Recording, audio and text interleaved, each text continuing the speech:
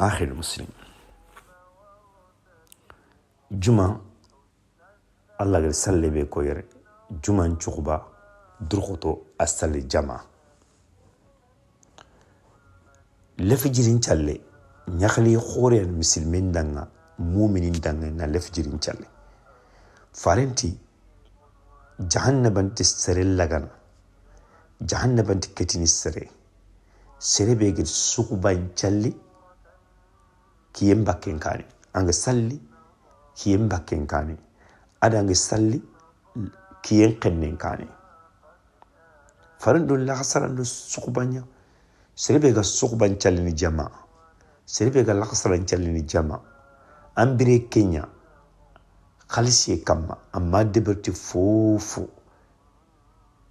marti kat khantel miside kat kemba kat ken miside ndunganya c'est dire qu'on jebeti nyata ko jebetu bure ko mburontu viri skebe ga brain parce que anan tampindina qafu anti braje kitalla no modin ke alma minke sal waqti different kene magrani mu yonki kino ko pour soro ko ana ko dokoto ninke nanke kene virus bru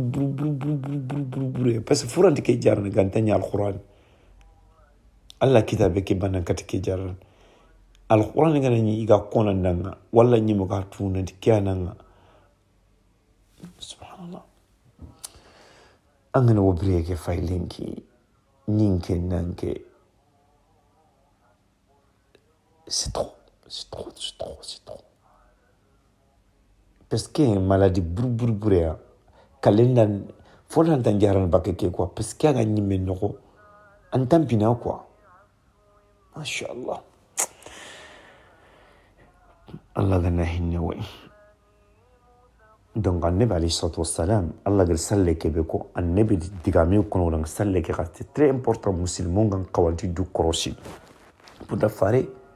alayhi salatu wassalam docteur khor nyenye ke yakam c'est sumeri docteur a ko comme Muhammad alayhi salatu wassalam docteur khor nyen ati do kaba serin nan chalanga du kicci annan challe anga du fermer diga meke wurenya ne man an ida hakka bannan challi busingang tanjingang daga busi kan challi jinna mahbono do laxran paylato afayli meli ang salin dal man batten on to kon du kitkin ang du mondon subhanallah gunne bay ngalli daga gunne daga joxe ngana du tan nasal jirgi ngana almami ni alkanu filibeni ande nasal ang ma kitaka alla dam almambraje amukume mais anga salina ankilun ta honto fe parce que tanji moyinte nyana antimulan chal jinga bonno anga tel salken farendi idan kapa annen chali jinga tanji moyinte ngang wala sobe nya fayang yoguni anga nati assalamu alaikum no be ku urunto na wurkati joxe katam bi ci wurkati joxe daga joxe bang katam bi ci rosalli farendi nan kaba ken comme téléphone imposte la gel wokaba pourta untu crossing do farende khanwa angana yan topri lon nan tax pour que sunu mana anan ko don kacuku tanganda nan cigin tangam basket ni londi o fa o jow nyen tellement jowe dunake tanake tako bakka tanake yimu an tako bakka parce que angam gol nyalla da an gol nyen shaytana da parce que Allah gana kilo kina ngana tante shaitan do tonu nyali na faidan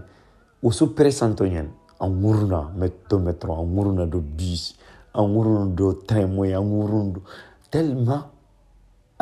pourta wonan kawant tumana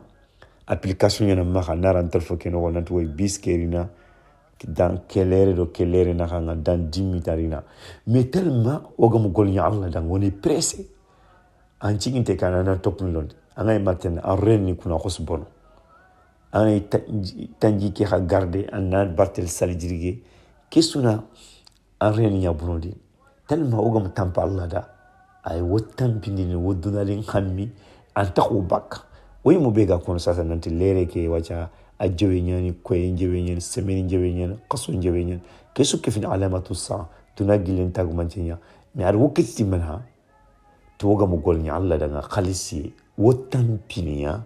dunalin qibarinda Allah gami hinne way woga nakini Allah jomina o kitun duru nyambaka Imam Ahmad rahimahullah adigame ko ati Ahmad bin Harb radiyallahu anhu ati ida Allah bodu tankarge shini iga Allah bat ka ima Allah batte nga ima dakhan mekite yalla bat ka ima dakhan mekite Allah batte ki ima dakhan mekite Allah batte ki jamais tankarge shini iga Allah bat ka ima dakhan mekite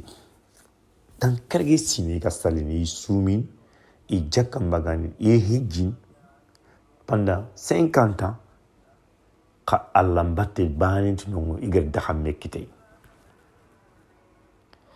iri dahamme kiti Allah battenga tankarge kisine pallenga igeri fini sikki tokono Allah khoso barke lidanga yalla batte ki iri Allah batte ki valeur ngor duy kengartia iri dahamme kiti Allah battenga kengartia tankarge sine falle tankarge 50 aga Allah bat mais dahamme kiti Allah batte ki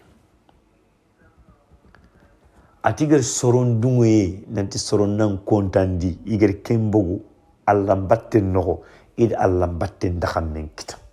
alors c'est très très important ogo khatina ngana fofos debri fosoro ko ana woni atigedi soron dungoye ida annas iger soron dungoye mbogu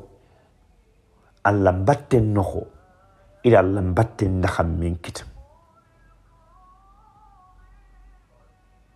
iger tongun kafu iduma iger sage tongun kono ida Allah batte ndakhamen kita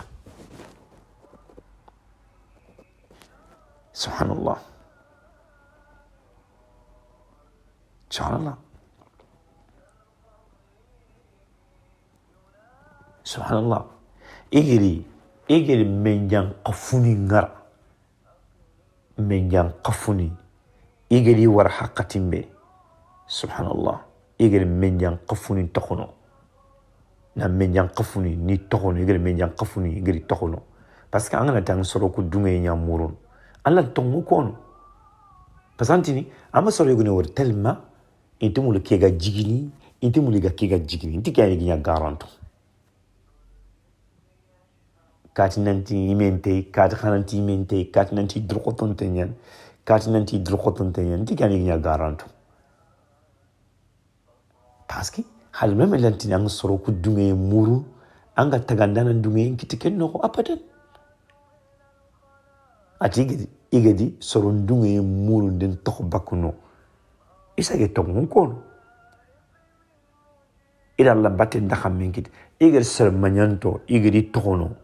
igel ser sugun chugandi igeda ser surum batte ila la batte tok ndaxam menkit igel dunarin qanuyen tokono ila la kharan qanuyen kita donc tankarke sini serebe Allah bat ati mu daxam mekita Allah batte noko donc angana fa wacho kukunga tankarge ke sini tan naxte ke sini har sa o fay betinia o mu daxam mekita noko parce que man wo mu soron dungu yembagu Allah ngollen noko il faut soro nyana dungu hayo on kumba fay koy hayo ustazi mpay koy hayo muallimati mpay koy après na contandi machallah khadame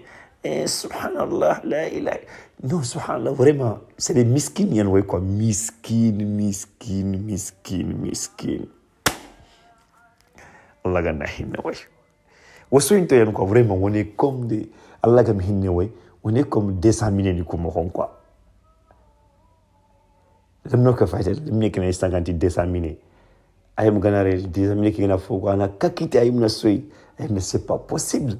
Donc ayima fay 200 000 kerone ayima fay suini kharale ma kitu nanti fay suina nga nanti kharamo vraiment c'est un comédie quoi anya ayugo manya ya kharima ma dungi hadu muko dungi nya mur beti no an qalsi inde bara Allah da subhanallah tongu mur Allah mak parce que Allah tongunya kenya na murgino si suran ta murgin abadan wuti lamanya na breke noko ko to urina sey mutakan to ko wallahi nabi la Sulaiman mare ala sukit ki urina anti Sulaiman to ko mumuk pourtant nabi uyan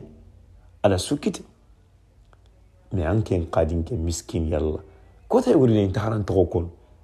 amenti du kenti du peut-être anga gom waxti ke ba amenti du har ken xaro xenyen wala nga gem debebe wala nga gom kabe noko ko tay urina to ko ki mun tax ko ni lew imu ndanga donc anke nyimla mariya nga mungu du an Allah gollu ndebrante Allah bani subhanahu wa ta'ala